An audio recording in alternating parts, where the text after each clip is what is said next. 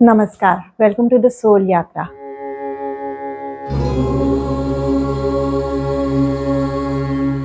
तो आपने एक चीज़ नोटिस की है कि जब भी हम किसी की प्रेडिक्शन करते हैं तो हम 100% करेक्ट प्रेडिक्शंस नहीं कर पाते। और जो हमारे क्लाइंट होते हैं या जो हमसे सीख रहे होते हैं उन्हें लगता है कि यार ये तो गलत बता रहे हैं। आपने देखा भी होगा ना कि अगर आप कोई वीडियो देख रहे हैं और उसमें किसी ने आपके पर्टिकुलर प्लैनेट के ऊपर कोई प्रेडिक्शन किया है या उसके बारे में बता रहे हैं तो आपको लगता है कि यार मुझसे तो मैच ही नहीं कर रहा। मेरा प्लैनेट तो उसी भाव में भी है, उसी लॉर्डशिप में है, पर उसके बाद भी वो मुझसे मैच नहीं कर रहा। तो इसका मतलब है ना कि इन लोगों की प्रेडिक्शन ख़राब है। तो आज ना इसी के ऊपर हम बात करेंगे कि क्यों कुछ प्रेडिक्शंस तो एकदम सही निकल आती हैं पर कुछ सही नहीं होती। तो जो एस्ट्रोलॉजी है ना वो बहुत ही ज़्यादा डीप है। मतलब वो एक प्याज की तरह समझिए, एक अनियन की तरह समझिए कि परत दर परत वो खुलता रहता है। ऐसे तो हमें पता चलता है कि बाहरी रूप से कि हाँ ये लगन कुंडली है, इसको ऐसे देखना है, इसके साथ ये देखना है, हम इस तरह से प्रेडिक्शन कर देते हैं। पर सही प्रेडिक्शन के लिए ना आपको बहुत ज़्यादा अध्ययन करना पड़ता है, बहुत ज़्यादा पढ़ना पड़ता है। और जितना आप उसके बारे में जानते जाएंगे ना आपको लगेगा कि यार ये तो मैं जानता ही नहीं था, मुझे तो ये पता ही नहीं था कि एस्ट्रोलॉजी में ये सब चीज़ें भी होती हैं। एक अच्छे एस्ट्रोलॉजर होने के लिए ना मैं मानती हूँ कि 3 गुण होने चाहिए। पहला है कि आपकी एस्ट्रोलॉजी में बहुत ज़्यादा दिलचस्पी होनी चाहिए, यानी आप हर रोज़ उसका अध्ययन कर सकें, हर रोज़ उसके बारे में नया-नया पढ़ सकें। दूसरा, ज्योतिष से रिलेटेड जितने भी शास्त्र हैं उनके उनके ऊपर आपने अध्ययन किया होना चाहिए कि जो हमारे ऋषि महर्षियों ने लिखा है उसके ऊपर आपका अध्ययन पूरा, मतलब उसके ऊपर बहुत अच्छी पकड़ होनी चाहिए। तीसरा है कि जो उन्होंने लिखा है, जो पराशर ऋषि ने लिखा है, जो जामिनी ऋषि ने लिखा है, जो भृगु ऋषि ने लिखा है, वो जो सूत्र उन्होंने दिए हैं, अब उन सूत्रों को इस जीवन में अनुभव के रूप में महसूस करना बहुत ज़रूरी है कि आप जो सूत्र उन्होंने लिखे हैं वो सिर्फ बोलने के लिए नहीं बोलने आपको। क्या आपने उनको अपने जीवन में अनुभव किया है? क्या आपने उसे इस काल में फलित होते हुए देखा है? ये होना देखना बहुत ज़रूरी है। और अब एक और ऐड ऑन कर देती हूँ कि कौन सा गुण सबसे ज़्यादा ज़रूरी है, और वो गुण है एक अच्छे एस्ट्रोलॉजर को ना बहुत इंट्यूटिव होना चाहिए।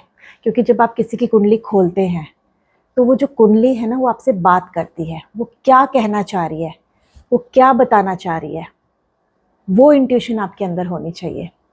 तो अगर ये सारे गुण आपके अंदर हैं तो आप बहुत अच्छे एस्ट्रोलॉजर बन सकते हैं। पर फिर भी अगर आप देखें कि आपने ना देखा होगा कि बहुत सारे लोगों के कुंडली में एस्ट्रोलॉजी के कोई वो नहीं होते कि यार मैं तो बड़ा अच्छा एस्ट्रोलॉजर हूँ फिर भी ग्रह तो मिल ही नहीं रहे या वो नक्षत्र नहीं मिल रहे, फिर मैं एस्ट्रोलॉजर कैसे हूँ। तो अगर हम पराशर ऋषि के अनुसार देखें ना, कभी भी किसी की भी अगर आप कुंडली फलित कराना चाह रहे हैं या उसके बारे में कोई भविष्य उसका बताना चाह रहे हैं तो आप सिर्फ लग्न से मत देखिए, आपको उसकी चंद्र कुंडली भी देखनी है, आपको उस जातक की सूर्य कुंडली भी देखनी है।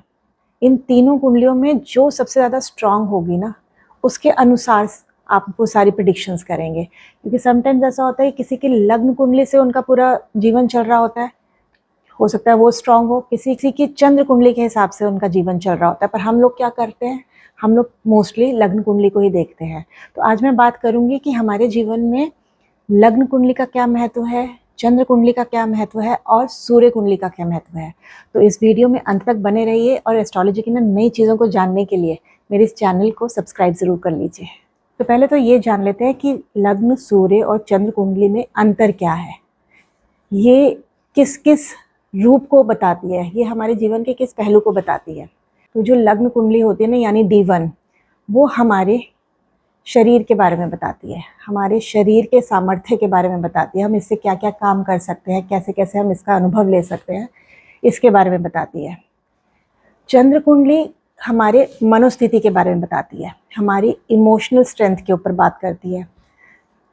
तो जो चंद्र कुंडली है ना उसको हम ये मानेंगे कि ये हमारे पूर्व जन्मों से आए हुए सबकॉन्शियस माइंड को भी बताती है, हमारे पूर्व जन्मों से आए हुए हमारे मानसिकता को बताती है कि किस तरह से हमने पहले के जन्मों में क्या क्या व्यवहार किया था, कैसे हमने अपने जीवन को काटा था, उसके बारे में बताती है।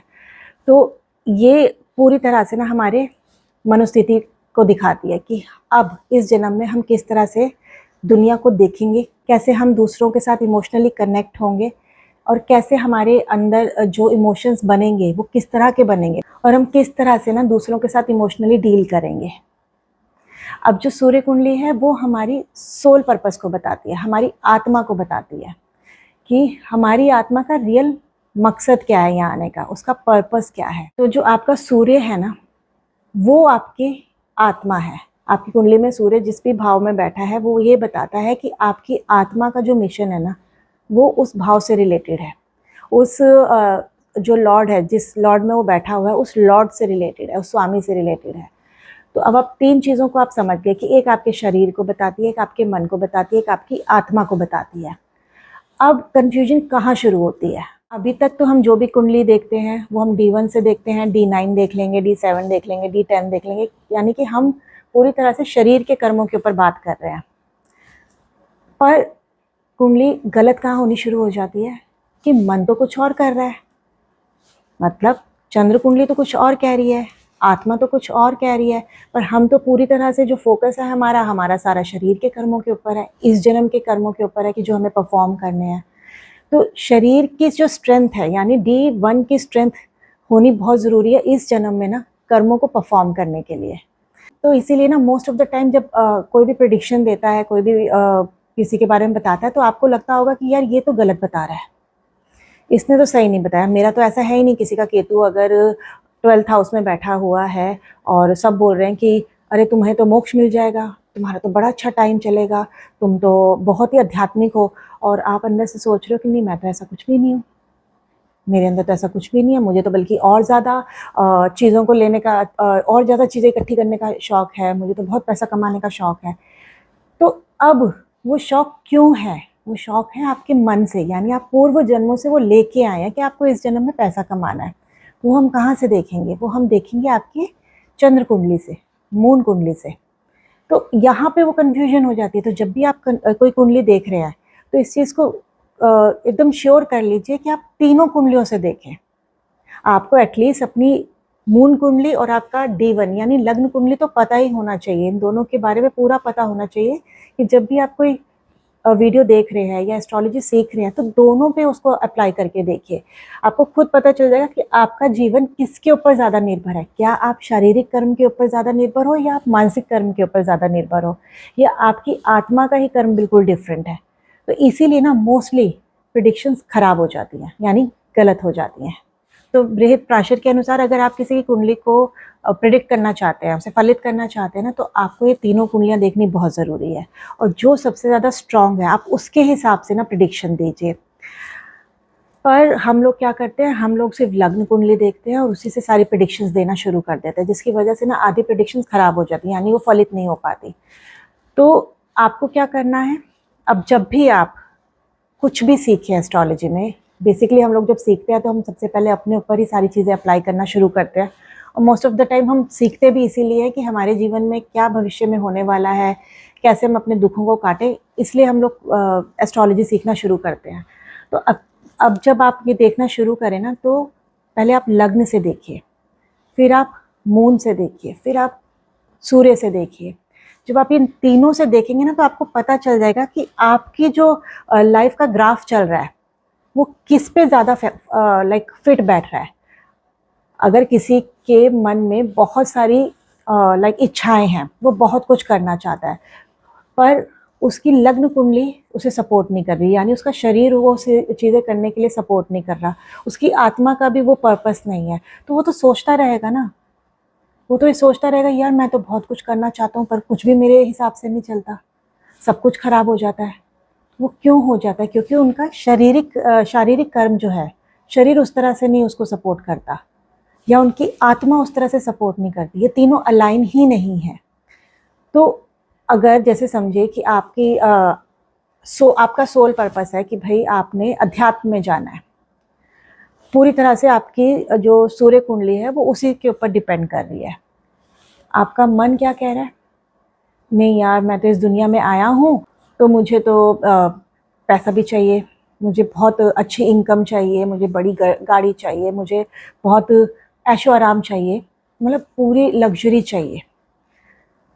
अब ये आत्मा का पर्पस कुछ और हो गया, मन का पर्पस कुछ और हो गया। अब शरीर, अब आपका जो D1 है उसमें आपका लग्न लॉर्ड ही वीक होके बैठ गया, या वो नीच का हो गया, या उसके अंदर उतनी स्ट्रेंथ नहीं है।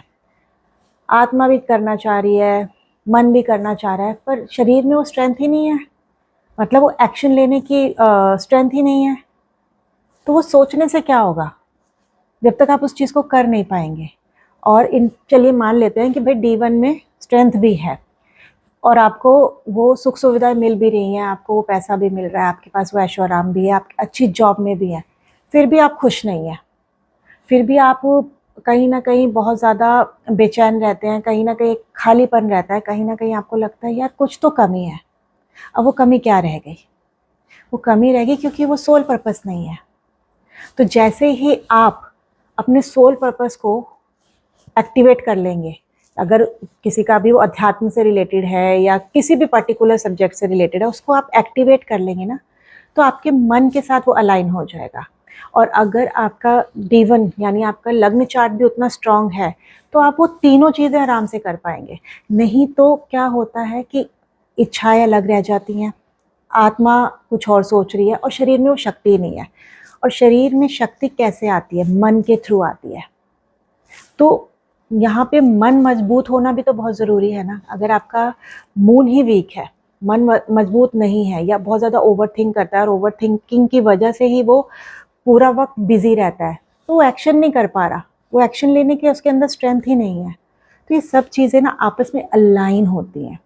मेन तो लग्न कुंडली और मून होता है ताकि आपका मन और शरीर तो मिले, और जैसे अगर आपको पता चले कि भाई ये मेरी सोल का पर्पस है, तो आप उसको एक्टिवेट कर सकते हैं ताकि वो एड ऑन होके आप आपकी सोल की जर्नी को ईजी करना शुरू कर दें।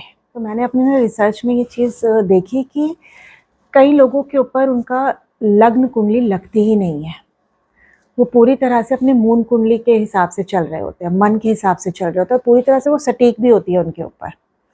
तो अगर उनकी मून कुंडली इतनी एक्टिवेटेड है तो हम उनके शरीर को भी एक्टिवेट कर सकते हैं, उस काम को करने के लिए उन्हें हम अलाइन कर सकते हैं कि तुम ये काम करना शुरू करो, दोनों चीज़ें मैच हो जाएंगी। पर जब आपको पता ही नहीं है कि आपकी मून कुंडली क्या कह रही है, आपकी सन कुंडली क्या कह रही है, आपकी लग्न कुंडली क्या कह रही है, तो आप ना बड़े हेवायर में रहेंगे, आप बहुत ज़्यादा कंफ्यूज रहेंगे। किसी की वीडियो देखेंगे, बोलेंगे यार ये तो गलत बोल दिया इसने, वो हम लोग इमीडिएट जजमेंटल हो जाते हैं ना। ऐसा नहीं होता। आप अपनी तीनों कुंडलियों में लगा के देखिए कि किसमें ये चीज़ें ज़्यादा सटीक बैठ रही है, मतलब आपका जो जीवन का ग्राफ है, आपके जीवन का जो मैप है, वो किस कुंडली में ज़्यादा सटीक बैठ रहा है, उसके हिसाब से देखिए। अभी तक अगर आप अपने लग्न से अपनी कुंडली को देख रहे थे ना, आज आप उसको मून से देखिए और आप उससे पाएंगे कि आपके जीवन में जितनी भी इच्छाएं हैं ना, वो वहीं से निकल के आ रही हैं। और उन दोनों को मिला के देखिए कि क्या आपकी मून कुंडली आपकी लग्न कुंडली के साथ अलाइन है। यानी आपका एक तरफ हो भाई आपके अंदर बहुत शारीरिक परिश्रम कर सकते हैं, पर मन बहुत वीक है, मन बहुत ज़्यादा इमोशनल है, जो वो करना चाहता है ना वो दूसरों की वजह से वो चेंज हो जाता है, उसके अंदर बहुत सारा मतलब वो जो मन है ना बहुत ज़्यादा फ्लक्चुएट करता है, बहुत ज़्यादा इमोशंस में ही घूमता रहता है, लॉजिकल नहीं सोच पाता। तो ये सब चीज़ें ना आप तीनों कुंडलियों में मिला के देखिए।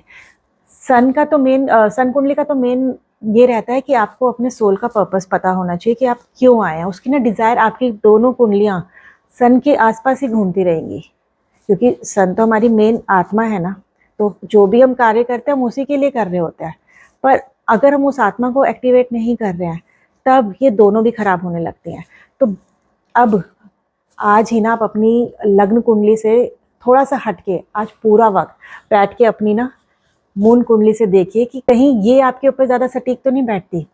तो अगर ये ज़्यादा पावरफुल हो ना, मून कुंडली ज़्यादा पावरफुल हो, तो अपनी जितनी भी आप प्रेडिक्शंस देखें ना इसके थ्रू देखिए।